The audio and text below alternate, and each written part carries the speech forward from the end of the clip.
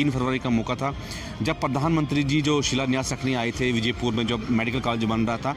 तो उससे पहले हमने कोशिश की थी हम प्रधानमंत्री जी तक अपनी आवाज़ पहुंचाएं, क्योंकि यहाँ की एडमिनिस्ट्रेशन हमारी आवाज़ नहीं सुन रही थी। यहाँ के लीडर्स जो है हमारी उस आवाज़ को प्रोजेक्ट नहीं सही तरह कर पा रहे थे। तो हमने ये सोचा था कि हम खुद जाके एक बार प्रधानमंत्री से मिलेंगे, लेकिन जब हमें मिलने नहीं दिया तो फिर हमने एक रैली की शेप पे यहाँ से निकली और उस दिन भी शांतिपूर्ण तरीके से, कोई तोड़फोड़ हमने नहीं की थी। एक जो जिस तरह से हमें एक राइट्स है अपने कॉन्स्टिट्यूशन में किया अपने बात को रखने का, उस तरीके से हम अपनी टीम के साथ जो है यहाँ से निकले। और फिर आपने देखा होगा कि जब जैसे हमने तवीपुर को ब्रिज को क्रॉस करते ही आगे हमें वहाँ पे गिरफ्तार किया गया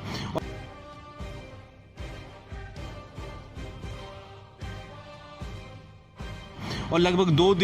3 दिन हमें गांधीनगर पुलिस स्टेशन के अंदर में अरेस्ट रखा गया। और जनवरी के महीने में इस तरह से हमें ट्रीट किया गया। वहाँ पे ना हमारे पास कंबल थे, ना हमारे पास कुछ और थे। मैं 2 रातें हमें वहाँ पे बैठ के गुजारी, लेकिन मैं अपने आप को खुशकिस्मत समझता हूँ कि हमने लोगों को कुछ डिलीवर कर पाए। और उन लोगों के लिए 2 रातें के आगे पूरी ज़िंदगी हमें जेल में रहनी पड़ेगी, हम इन लोगों के लिए रहें। क्योंकि वो भी था जब बच्चे बैग लेकर आए थे, किताबें थी और कहीं ना कहीं बच्चे भी पूछ रहे थे कि हमारे पिता को सैलरी दे दीजिए, पढ़ना है।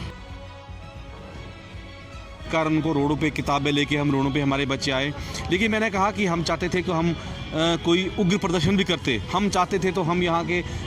पूरी तरह से रोड्स ब्लॉक करते, पूरी तरह से यहाँ के ऑफिस को बंद करते, कानून को व्यवस्था को अपने हाथ में लेते। लेकिन नहीं, हमने वही तरीका किया जो गांधी जी ने मार्ग हमें दिखाया है। हम उसी हिंदुस्तान में रहते हैं और वही रास्ते पर हम चल रहे हैं। लेकिन आज रूहानी जी दुख होता है कि आज 73 साल गुजरने के बाद आज़ादी के, और जिस देश है जिस राज्य में आज भी 3 वक्त की रोटी के लिए हमें संघर्ष करना पड़े, ये थोड़ी दुख की बात है। और कहते हैं कि government by the people for the people और ऑफ द पीपल, और मुझे नहीं लग रहा है कि यहाँ पे बाय द पीपल है, लेकिन फॉर द पीपल कहीं ग्राउंड पे नहीं दिख रही है। हमारे पीढ़ी के साथ किसी के हाथ कटे हुए बाजू, और कई साथी ऐसे हैं जिनकी ऑनलाइन लाइन स्टोर करते करते उनकी डेथ हो गई है। तो इस टाइम भी इस मौसम में बात करूं मैं कि 0 डिग्री टेम्परेचर में आप टंगडार करना कश्मीर की बात करें, आप उड़ी की बात करें, आप डोडा भद्रवा किश्तवाड़ पुंछ रजौरी की बात करें, या आप बनी बिसोली, इस इलाके में भी हमारा वर्कर इस वक्त जो है पानी को इस टेम्परेचर में भी रसोई के लोगों के घरों तक पहुँचा रहे हैं, बिजली पहुँचा रहे हैं। HDFC वर्कर जो हॉस्पिटल डेवलपमेंट फंड 3000 की सैलरी पे कोविड पेशेंट के साथ चल रहे हैं, वो ड्यूटीज कर रहे हैं। आज एक व्यक्ति के संघर्ष की बात करेंगे और किस तरह से संघर्ष करते हुए तमाम सरकारों को हिलाने का मादा रखा और तमाम नेताओं के दरवाजे तक पहुंचे। बहुत से लोग इनके साथ जुड़े हुए थे और एक ही उम्मीद थी कि जब तक तनवीर हुसैन हमारे साथ हैं हमें कोई हिला नहीं सकता, हमारे संघर्ष को कोई ख़त्म नहीं कर सकता है। वो दौर अभी भी जारी है और अब दरवाज़ा खटखटाया गया है केंद्र सरकार के, क्योंकि अब जम्मू कश्मीर धारा 370 की समाप्ति के बाद केंद्र शासित प्रदेश बन चुका है। और अब जो है PM डॉक्टर जितेंद्र सिंह के पास होकर आए हैं, मसला वही है, नेता भी वही हैं, लेकिन कहीं ना कहीं संघर्ष जारी और उम्मीद की किरण यही व्यक्ति जताता है और यही कहता है कि विश्वास रखिए हमारे अच्छे दिन में आएंगे। मेरे साथ अभी तनवीर हुसैन साहब है, इनसे जानने की कोशिश करेंगे कि आज देश में आंदोलनों का बहुत जिक्र हो रहा है कि आंदोलन कहाँ से चलते हैं, कौन लीड करता है, कौन व्यक्ति होता है आंदोलनों के पीछे। लेकिन एक आंदोलन जम्मू में भी चल रहा है, लेकिन काफ़ी शांतिपूर्ण तरीके से चल रहा है। दुनिया जानती है, सब जानते हैं, लेकिन इनसे जानेंगे ये जो एक जहन में आया कि तमाम डेली वेजेस की आवाज़ बन रहा है, इसकी शुरुआत कहाँ से? तनवीर साहब, सबसे पहले मुझे बताइए कि जब सबसे पहले आपके जहन में आया कि डेली वेजेस जो हैं काफ़ी ज़्यादा मुश्किल में है, काम भी कर रहे हैं लेकिन सैलरी नहीं है, यहाँ पर मिनिमम वेजेस एक्ट नहीं है, तो ये शुरुआत कहाँ से हुई कि आपको संघर्ष शुरू करना है? देखिए रोहानी जी, सबसे पहले मैं आपका बहुत थैंक्स करता हूँ शी न्यूज़ नेटवर्क का कि हमेशा से आपने जो है इस गरीब तबके की आवाज़ को उठाया और सरकार तक पहुँचाया। जहाँ तक दूसरा प्रश्न आपने किया कि आपके जहन में ये कहाँ से आई,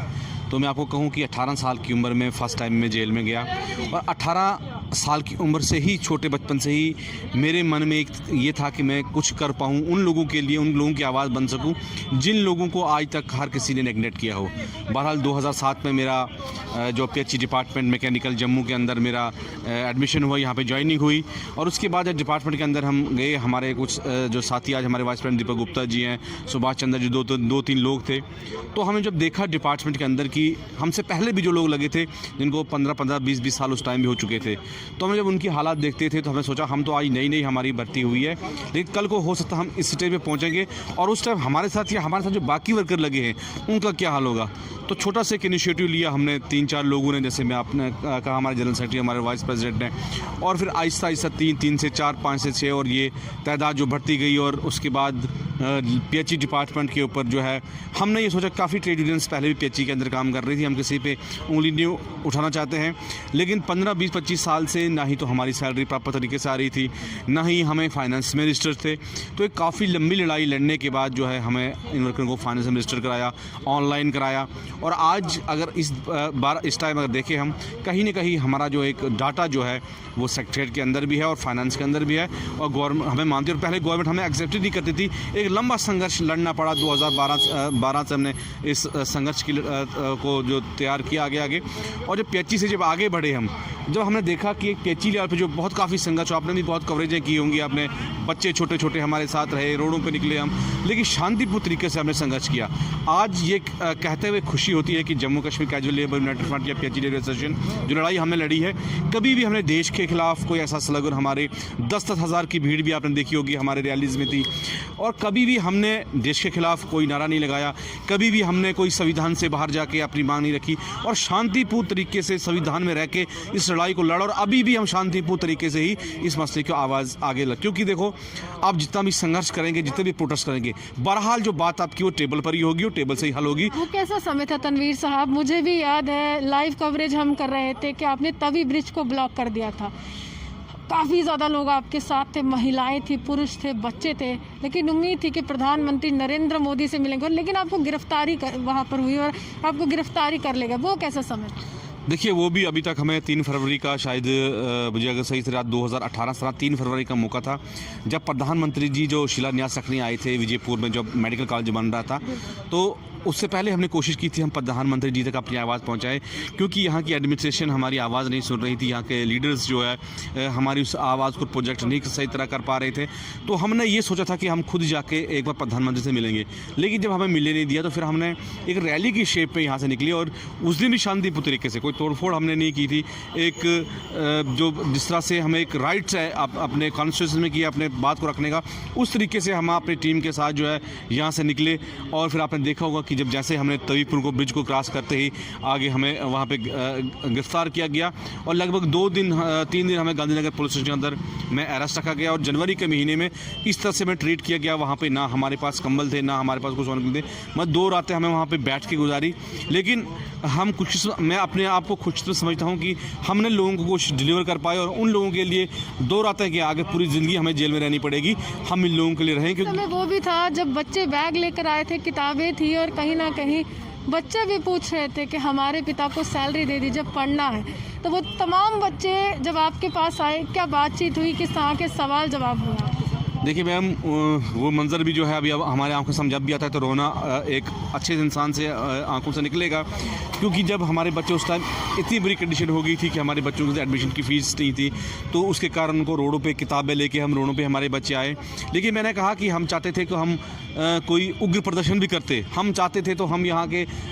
पूरी तरह से रोड्स ब्लॉक करते, पूरी तरह से यहाँ के ऑफिस को बंद करते, कानून को व्यवस्था को अपने हाथ में लेते, लेकिन नहीं, हमने वही तरीका किया जो गांधी जी ने मार्ग हमें दिखाया है, हम उसी हिंदुस्तान में रहते हैं और वही रास्ते पे हम चल रहे हैं। लेकिन आज रूहानी जी, दुख होता है कि आज 73 साल गुजरने के बाद आज़ादी के, और जिस देश या जिस राज्य में आज भी 3 वक्त की रोटी के लिए हमें संघर्ष करना पड़े, ये थोड़ी दुख की बात है। और कहते हैं कि government by the people, for the people और ऑफ द पीपल, और मुझे नहीं लग रहा है कि यहाँ पे बाय द पीपल है, लेकिन फॉर द पीपल कहीं ग्राउंड पे नहीं दिख रही है। लेकिन अब यही मेरी यहाँ की एडमिनिस्ट्रेशन से भी मांग रहेगी, और केंद्र के नेतृत्व से भी यही मांग रहेगी, वन टाइम सेटलमेंट्स का किया जाए। आपका संघर्ष आपका ना बनते हुए काफ़ी लोग आपके साथ जुड़े और कारवां बनता गया, और आज तमाम नेताओं से जब मीडिया कर्मी भी सवाल करते हैं तो आपका नाम सबसे पहले आता है कि डेली वेजेस का क्या हुआ। हाल ही में केंद्रीय मंत्री जब यहाँ आए थे, काफ़ी मीडिया कर्मियों के जहन में सवाल था, लेकिन वो जवाब नहीं दे पाए। तब बुरा लगता है कि जब कोई भी सवाल केंद्र के नेताओं से करते हो, जब केंद्र शासित प्रदेश हो, तो जवाब देना तो बनता है। बिल्कुल रूहानी जी, जवाब देना बनता है, दायित्व बनता है जवाब देना। अगर मैं इस वक्त डिलीजर्स को लीड्स कर रहा हूँ और डिलीजर्स के रिलेटेड कोई सवाल या कोई कमेंट्स आता है, सही आए या गलत आए, उसका जवाब देना जो मेरी रिस्पॉन्सिबिलिटी बनती है, क्योंकि हम उनको लीडर शुड बी लीड, हम उनको लीड करते हैं और हमारी जिम्मेदारी बनती है उनको जवाब देना। तो अगर कोई सवाल होता है उनकी, उसकी चाहे वो उनका पास क्या प्लान, कम से कम उनको मीडिया में उस चीज़ को बताना चाहिए। लेकिन इससे पहले हम डॉक्टर जसवीर सिंह के पास उनके आवास में हमारी मीटिंग हुई थी। हम 5 टुकड़ी टीम जो यहाँ जम्मू कश्मीर से सितंबर के महीने में गई थी और उन्हें कमिटमेंट हमारे साथ की थी कि जैसे डीडीसी के इलेक्शन यहाँ पे ख़त्म होंगे, उसके बाद जो पहले फेज़ पे मिनिमम वेज में हम लाएंगे और उसके बाद जो है रेगुलेशन पॉलिसी भी फेज़ में हम शुरुआत करेंगे। तो कहीं ना कहीं हमें पूरा उम्मीद है, पूरा यकीन है डॉक्टर जसवीर सिंह के ऊपर जो कमिटमेंट हमारे साथ हुई है, अभी भी हम उसी पे खड़े हैं। और उसके बाद हमारा कोई बड़ा प्रोटेस्ट या इस तरह तरीके से कोई प्रदर्शन हुआ नहीं है और ना ही हम चाहते हैं कि हम करें। और उम्मीद है हमारी कि 15 तारीख के बाद फिर हमारे डेलीगेशन जो है डॉक्टर साहब से मिलेगा और जो कमिटमेंट हमारे साथ की गई उसको पूरा किया जाए। कमिटमेंट नहीं बल्कि आपने देखा होगा कि जब डीडी इलेक्शन से पहले भाजपा की जब यहाँ पे प्रेस कॉन्फ्रेंस, तो मैनिफेस्टो में भी डीडी इलेक्शन में उन्होंने इस चीज़ को रखा है और हमें उम्मीद है कि भाजपा और माननीय प्रधानमंत्री जो चीज़ जिन्होंने कही है वो कही है, चाहे वो राम मंदिर का हो। आपने देखा राम मंदिर बना, 370 तोड़ा, 35 तोड़ा। अगर अभी अगर ये मुद्दा है तो छोटा सा मुद्दा, एक 61,000 फैमिलीज़ का है, तो ये भी कोई बड़ी बात केंद्र के लिए नहीं है, क्योंकि हमेशा केंद्र से यही लाल किले की यही आवाज़ आती है कि जम्मू कश्मीर के युवाओं के लिए हमारे पास दरवाजे खुले हैं, जम्मू कश्मीर के लिए हर चीज़ हमारे पास है। लेकिन ये 61,000 लोग जो साथी मर चुके हैं, जिनकी डेथें हो चुकी हैं, उनके लिए कंपनसेशन पॉलिसी होनी चाहिए। पीछे सोशल मीडिया पे आपने देखा होगा हमारे पीडी के साथ किसी के हाथ कटे हुए बाजू, और कई साथी ऐसे हैं जिनकी ऑनलाइन लाइन स्टोर करते करते उनकी डेथ हो गई है। तो इस टाइम भी, इस मौसम में बात करूं मैं कि 0 डिग्री टेम्परेचर में आप टंगडार करना कश्मीर की बात करें, आप उड़ी की बात करें, आप डोडा, भद्रवा, किश्तवाड़, पुंछ, रजौरी की बात करें या आप बनी बिसोली, इस इलाके में भी हमारा वर्कर इस वक्त जो है पानी को इस टेम्परेचर में भी रिस्टोर करके लोगों के घरों तक पहुँचा रहे हैं, बिजली पहुँचा रहे हैं। HDFC वर्कर जो हॉस्पिटल डेवलपमेंट फंड 3,000 की सैलरी पे कोविड पेशेंट के साथ चल रहे हैं, वो ड्यूटीज़ कर रहे हैं। तो उसके अलावा टूरिज़्म, सेरिकल्चर, एपीकल्चर, जितने भी डिपार्टमेंट्स यहाँ पे हैं अपनी सेवाएं दे रही हैं। तो अब वक्त आ गया है कि यहाँ की एडमिनिस्ट्रेशन को वन टाइम इसका फैसला करना चाहिए, इनको रिलीफ देना चाहिए। अगर कहीं सरकार इसमें चूकती है तो आने वाले इलेक्शन भी बहुत जल्द असेंबली के ऐसा लग रहा है कि होने वाले हैं, चाहे जब भी हुए, तो उसमें एक बहुत बड़ा बदलाव आप देखोगे। यहाँ पे जो ये 61,000 नहीं है, इनके साथ 5 लाख जो लोग जुड़े हैं, और 5 लाख आप समझिए कि एक फिगर है, और एक फिगर जिस टाइम टर्न होता है तो वो क्या इनकलाब यहाँ पे ला सकता है, वो आप बखूबी जानते हैं। चलिए शुक्रिया। साफ तौर पर तनवीर साहब का यही कहना था कि मैं अकेला शख्स नहीं हूँ, बल्कि मेरी जो आवाज़ है वो 61,000 लोगों की आवाज़ है जो सरकारें हिलाने का भी यहाँ पर दम रखती हैं। और उम्मीद है जिस तरह से केंद्र सरकार अब संजीदगी दिखा रही है इस पूरे मामले पर, जल्द ही ये मामला हल हो और तमाम डेली वेजर्स को अब प्रदर्शन ना करना पड़े, बल्कि उनके घरों में खुशहाली हो और खुशहाली के साथ उनको ये उम्मीद हो कि चलिए हमारे भविष्य जो है, हमारे बच्चों का भविष्य जो है वो सिक्योर हो चुका है। इसी के साथ विजुअलिस्ट अर्जुन के साथ मैं रूहानी आपसे विदा लेती हूं।